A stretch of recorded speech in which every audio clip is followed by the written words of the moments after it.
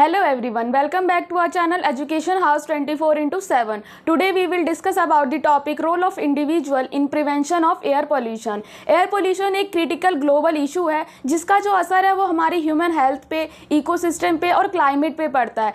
तो इंडिविजुअल का इसमें एक बहुत बड़ा रोल हो सकता है कि वो अपनी लाइफ में या अपने लाइफस्टाइल में कुछ ऐसे चेंजेस लाए जिसका जो असर है वो एयर पोल्यूशन को कम करने में हो सके। तो उसके कुछ पॉइंट्स हैं जो यहाँ पर है, उसे हम डिस्क्राइब करेंगे one by one.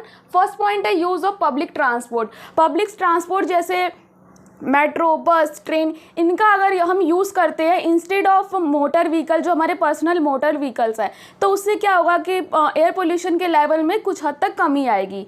Second point है कारपूलिंग। कारपूलिंग के अंदर हम 2-4 फ्रेंड्स, अगर हमें कॉलेज जाना है तो हम एक ही फ्रेंड जो है वो अपने बाकी सब फ्रेंड्स के साथ उनको लेते हुए कॉलेज जा सकता है। इससे क्या होगा कि अगर सब अलग अलग व्हीकल से जाएंगे तो ज़्यादा एयर पोल्यूशन होगा। वहीं पे अगर कोई एक ही कार से जा रहे हैं तो उससे कम पोल्यूशन होने की संभावना है।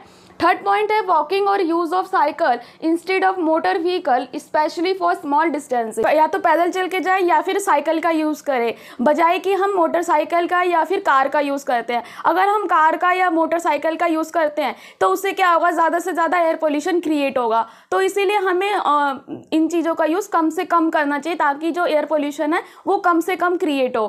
फोर्थ पॉइंट है never use open fire to dispose of wastage. और जितना भी कचरा होता है लोग उसे देखा गया है कि वो उन्हें खुले में जला देते हैं, तो ऐसा नहीं करना चाहिए। इससे क्या होता है, उसमें से कुछ जहरीली गैसें निकलती हैं जिसके जो असर है वो हमारे हेल्थ पे पड़ता है, हमें बहुत सारे बीमारियां हो जाती है। तो ऐसा हमें नहीं करना चाहिए और साथ ही ये एयर पोल्यूशन को भी कंट्रोल करने के लिए है।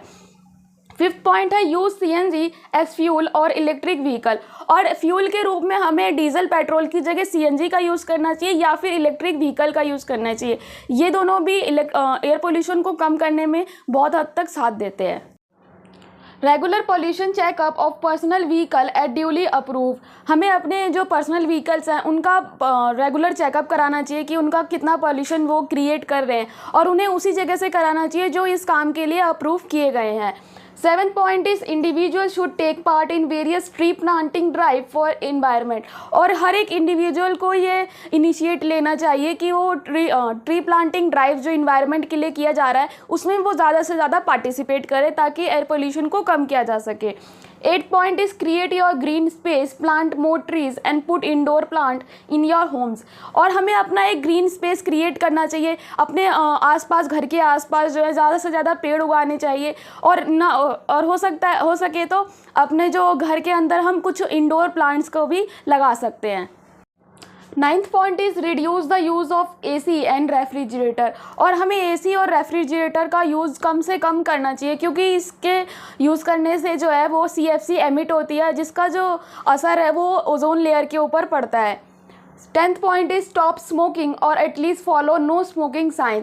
हमें स्मोकिंग को बंद कर देना चाहिए या फिर एटलीस्ट हमें जहाँ पर नो स्मोकिंग लिखा हुआ है उस साइन को फॉलो करना चाहिए। क्योंकि क्या होता है, स्मोकिंग करने से जो इंसान स्मोक कर रहा है उसको तो प्रॉब्लम होती है, बल्कि जो उस धुएँ को जो इनहेल करते हैं उन लोगों को भी उससे प्रॉब्लम होती है, तो इससे भी एयर पोल्यूशन होता है।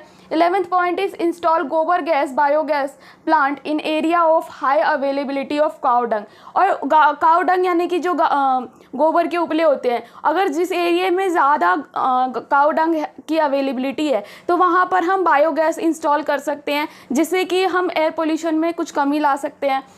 12th point is use LPG for cooking instead of using wood and coal. और LPG का यूज़ हम ज़्यादा से ज़्यादा करें बजाय कि हम कोयले और लकड़ी का यूज़ करते हैं, क्योंकि उसके यूज़ से एयर पोल्यूशन जो है क्रिएट होता है। और इन सारे पॉइंट का अगर हम करते हैं तो ये सारे पॉइंट्स के यूज़ से हम एयर पोल्यूशन को कुछ हद तक कम कर सकते हैं।